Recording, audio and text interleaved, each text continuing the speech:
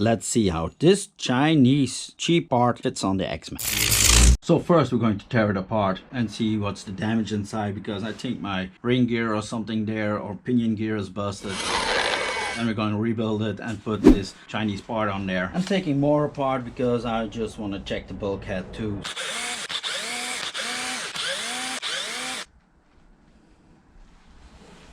It made a real strange sound, so I think this gear is busted. Or it's my diff inside. Pinion looks okay. Ring gear looks okay. So we're going to clean this, open this up and check if the gears inside are still good. I'm going to clean it with an ultrasonic cleaner, so I'm going to take it completely apart. If you want to see how I do it, I'm going to put a video above here. You can also use brake cleaner when you don't have an ultrasonic cleaner. If you're very serious about the hobby, invest in an ultrasonic cleaner. It's going to help you in the end. It's going to be much faster and much better to clean. Let's see inside.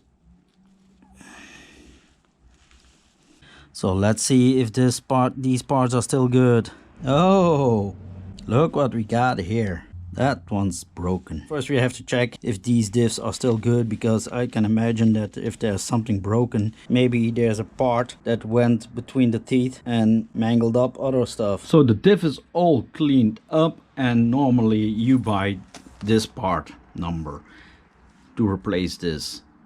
But this plastic cup, when you put these things in there, there is play, there is movement. I don't know if you can see it very well, but you can move these things. Because I have an 1100 kV in there, there's stress on these pins here, and that's why they break. So we're going to replace these things. We are going to take the same diff housing as the center diff. It's totally different, and these won't fit in there. You have to get another set. This is totally different. This is how it looks, and these are the old ones. When you put this one in there, there's no movement, so there's less stress on these parts.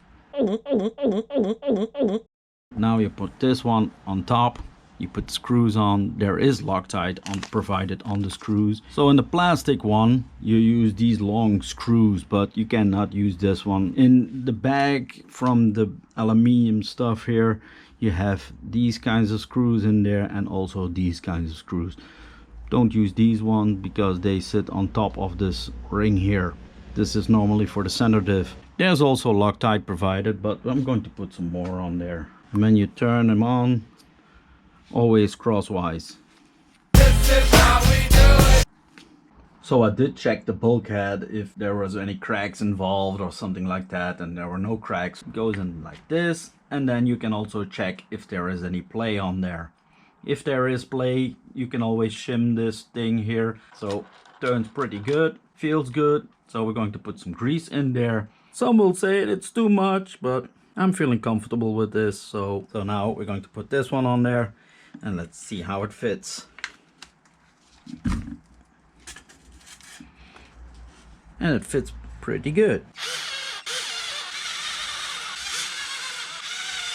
And these, yeah, they're a little worn, but they will do for now.